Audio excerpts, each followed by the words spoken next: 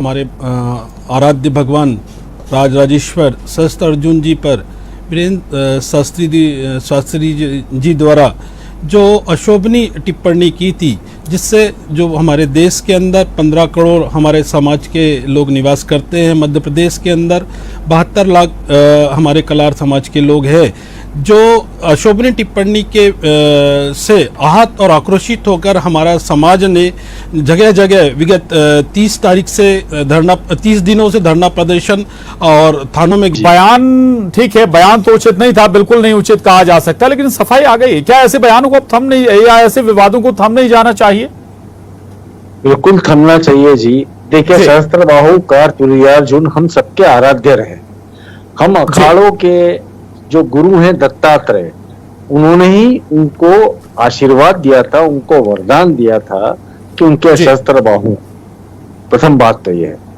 दूसरी बात यह है कि धीरेन्द्र जो है, जो कि एक कथाकार है, वो कथाओं के अंदर मनोरंजक या जिसे कह सकते हैं कि बेहद ज्यादा चुटकुले तरीके से बात करने के लिए विख्यात हो रहे हैं जी। तो धीरेन्द्र जो है वो शैक्षणिक रूप से थोड़े से कमजोर हैं, तो चलेगा। परंतु मैं कल्चर समाज से एक निवेदन करना चाहूंगा, अभी राष्ट्र के सामने बेहद बड़ी चुनौतियां हैं। हमारा सनातन जो है इन भिन्न देवी देवताओं के आराध्यों को प्रतीक मान करके कहीं ना कहीं गड़बड़ी हो रही है, जिन्हें हम कह सकते हैं कि विघटन हो रहा है। तो हमें इन चीजों पर नहीं जाना चाहिए।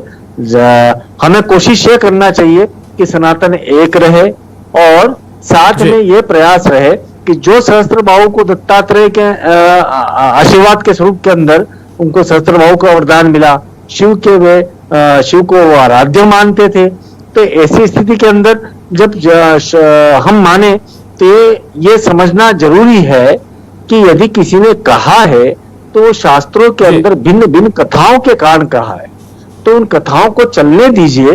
इतना बड़ा विषय बनाने की आवश्यकता कभी भी नहीं थी और कभी भी नहीं रहना चाहिए। तो पहले खेद व्यक्त कर चुके हैं।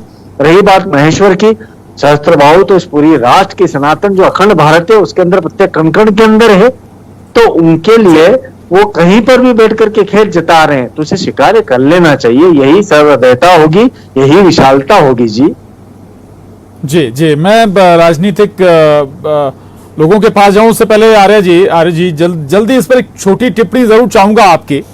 अच्छी बात कह रहे हैं शैलेशानंद महाराज जी की बातों से मैं सहमत हूँ, लेकिन क्या ऐसा हो सकता है कि किसी का कत्ल कर दिया जाए, हत्या कर दी जाए और वो खेद व्यक्त करे? और कहीं उन्होंने खेद व्यक्त एक मजाकिया ढंग से, जो सनातन धर्म के प्रतीक है, जो हिंदू राष्ट्र की बात करते हैं, जो हिंदू को एक करने की बात करते हैं, और वहीं पर भारत देश के अंदर जो 15 करोड़ कलार समाज हिंदू है, उसका तुष्टिकरण का काम, उनको बलात्कारी बताने का काम, उनको अन्यायी पापी बताने का काम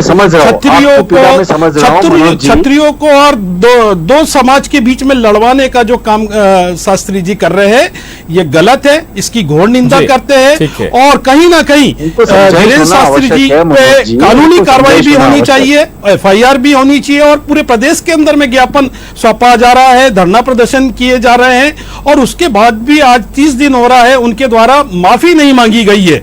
इतना बड़ा कुकृत्य करने के बाद भी अगर भगवान पे अगर वो इस प्रकार की अशोभनीय टिप्पणी करते और माफी तक के नहीं मांगते, खेद व्यक्त करके इतनी सिद्धि करते हैं, तो ये तो अन्याय है, गलत है। ठीक है, चलिए मैं आऊंगा आपके पास दोबारा। दीपक विजयवर्गीय जी, क्या बयान को जरूरत से ज्यादा, आवश्यकता से ज्यादा खींच दिया गया क्या इस विवाद को? देखिए, मैं समझता हूं कि धीरेन्द्र शास्त्री जी ने जो कुछ अपने प्रवचन में कहा है वो एक पौराणिक आख्यान है जी, और उसमें कितना इतिहास है, कितना अलग चीजें हैं, ये मैं समझता हूं कि आज की पीढ़ी इतना इंटरप्रेट भी नहीं कर सकती है।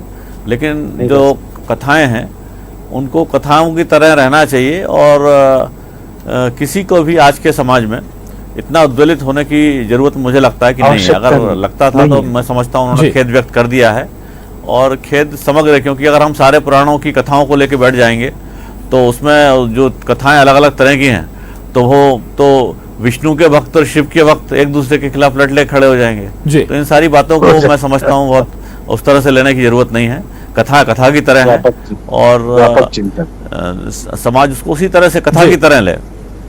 ठीक बात है। स्वदेश शर्मा जी, कांग्रेस का तो राज्य के हिसाब से बाबा पर या पंडित धीरेन्द्र कृष्ण शास्त्री पर विचार भी बदल जाते हैं। मतलब मध्य प्रदेश में कुछ और होगा, बिहार में जाएंगे तो कांग्रेस कुछ और कहेगी, किसी और राज्य में जाएंगे तो कुछ और कहेगी। लेकिन आप बताइए, आप क्या कह रहे हैं, क्या विचार रखते हैं?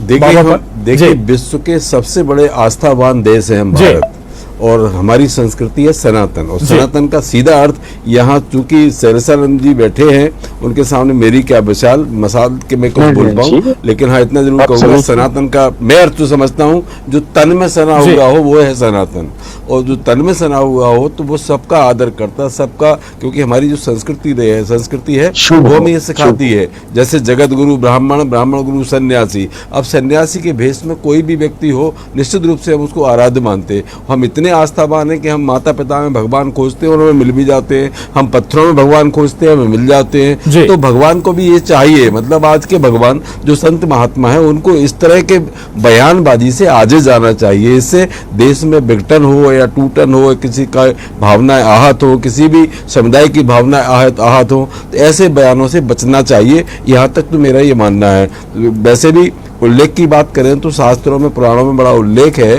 और भगवान सहस्त्रबाहु के बारे में इस तरह का कहा जाना मैं समझता हूँ ये ठीक नहीं है। और दूसरी बात, एक इंसानियत के नाते, एक मानवता के नाते, सनातनी के नाते मैं निवेदन करता हूँ अपने कल्चुरी समाज के बहन भाइयों से कि वो भी चाहे, उन्हें जैसे भगवान तो कण कण में होते हैं, अगर उन्होंने कह दिया है क्षमा, तो इस चीज़ को विराम देना चाहिए। और रहा सवाल, अगर उन्होंने गलत किया है तो निश्चित रूप, अगर भगवान मानते हैं तो भगवान उनको सजा निश्चित देंगे, और सजा किसी की छूटती नहीं है कभी भी। अगर हम गलत करेंगे तो हमें उसका दंड इसी युग में, इसी जीवन में भोगना पड़ता है। कुल मिलाकर के इस विवाद को शांत कर देना चाहिए, और देश की एकता अखंडता के लिए जिस तरह का हमारा नारा है कि हम कई धर्मों में बटे हुए, हिंदू, मुस्लिम, सिख, ईसाई, सब धर्मों का हम आदर करते हैं, और अब अपने ही धर्म के बारे में इस तरह के अपन विघटनकारी शब्दों के चलते हम आज ऐसे खड़े चौराहे पर खड़े हो गए कि हम आज कह नहीं पा रहे हैं कि धीरेन्द्र शास्त्री जी आप किस तरह से इन लोगों को समझाएं। शामी जी के पास जाऊंगा, लेकिन उससे पहले दीपक जी के पास जाऊंगा।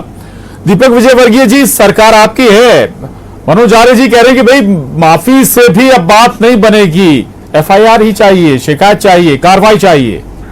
देखिए मैं समझता हूँ, जैसा मैंने पहले कहा कि पौराणिक जो कथाएं हैं वो कथाओं की जगह हैं, और कल्चुरी समाज के जो भी कर्ता धर्ता हैं उनको अगर लगता भी है कोई गलत चीज कथा कही गई है या इतिहास में कोई गलत कथा अंकित है, उसकी व्याख्या अलग अलग समाज के लोग अलग अलग तरीके से करते हैं, तो अब इसमें तो यही है कि क्षमा बड़न को चाहिए, छोटन को उत्पात। अगर किसी ने गलती की है तो उसकी गलती मान के माफ करिए। इसके अलावा अगर कोई ये कि इसके खिलाफ एफआईआर नहीं होगी तब तक हम कुछ शांति से नहीं बैठेंगे।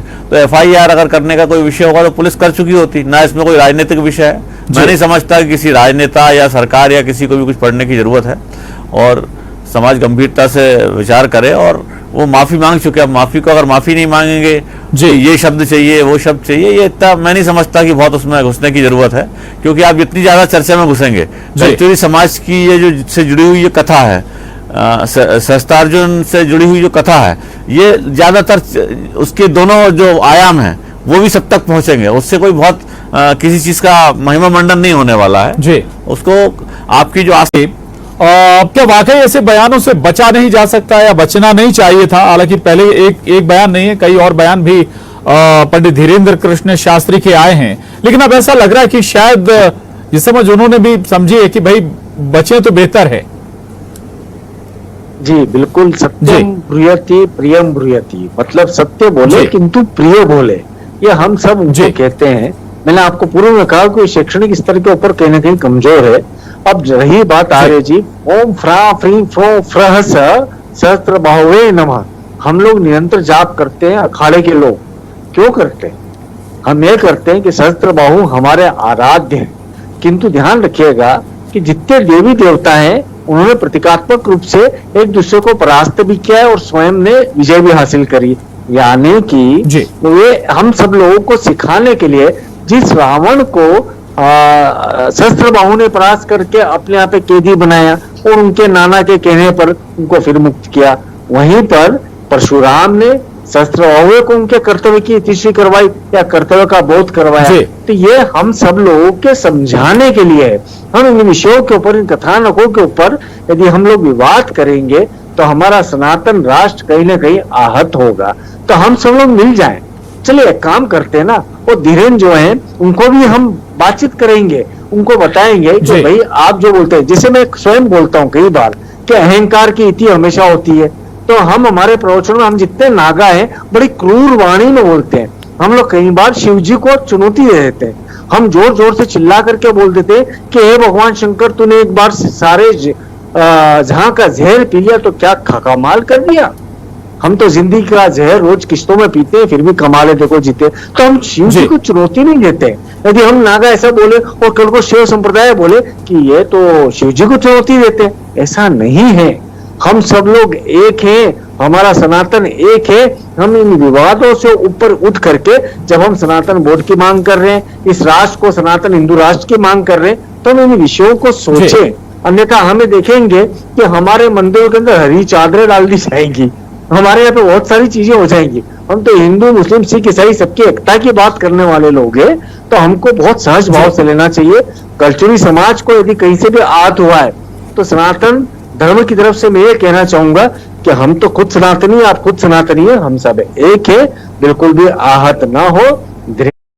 हम स्वयं जाकर के मिलेंगे और बात करेंगे और कहेंगे कि इन विषयों को इस तरह से न उठाएं, बल्कि इनको शैक्षणिक समाज को एक संदेश देने के लिए उठाएं, वो बेहतर रहेगा जी।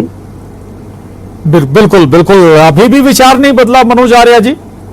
मैं सबसे पहले तो महामंडलेश्वर महाराज जी का बहुत सम्मान करता हूँ, उनको प्रणाम करता हूँ, क्योंकि आप ने बहुत बेहतर बात बोली है। लेकिन मैं ये जानना चाहता हूँ कि क्या पूर्व जो भाजपा के प्रवक्ता महोदय हैं, उन्होंने कहा है कि शास्त्र में ये लिखा है, कौन से शास्त्र में शस्त्र बहुगान के बारे में ये लिखा है, कृपया वो बताने का कष्ट करे। और जो अल्पज्ञानी बाबा है धीरेन्द्र शास्त्री जी, वो ये बताए कि कौन से, चूंकि 18 वेद पुराण में 14 वेद पुराण में भगवान सहस्त्रबाहु का उल्लेख है और भगवान सहस्त्रबाहु की गाथाओं को उन्होंने बताया है, जो पौराणिक चीजें हैं। और रही बात माफी की, हमारे प्रवक्ता साथी कह रहे हैं कि माफी भगवान ये सहस्त्रबाहु जी ने मांगी है। मैं जानना चाहता हूं कि उनने माफी कब मांगी, कहां मांगी? उनने कोई माफी नहीं मांगी, उनने खेद व्यक्त किया है। जब 15 करोड़ है क्षत्रिय वंश के भगवान शब्दों में, सबसे बड़ी बात तो यहाँ हमारे सनातन धर्म के रक्षक अगर हैं तो यहाँ महामंडलेश्वर बैठे हैं। मैं उनका अनुसरण करता हूँ, उनकी बात का समर्थन करता हूँ। लेकिन एक बात जरूर है, आज लोकतांत्रिक देश है हम, और विश्व के सबसे बड़े लोकतांत्रिक देश हैं, और संविधान से देश चलता है। ऐसे में अगर कोई समुदाय किसी की वाणी से आहत होता है तो सरकार की जवाबदारी होती है कि वो आहत कैसे हो रहा है, उस आहत को संतुष्ट किया जाए। ऐसे भी बड़ा मसला ये कि भाई जब कथा दें या कोई भी प्रवचन करें, तब कम से कम अपने शब्दों का ख्याल जरूर रखें, ताकि किसी को कोई आहत ना हो, किसी की भावनाएं आहत ना हो। बिल्कुल। और बहुत शुक्रिया आप सभी खास मेहमानों का चर्चा में शामिल होने के लिए। शैलेशानंद महाराज जी, दीपक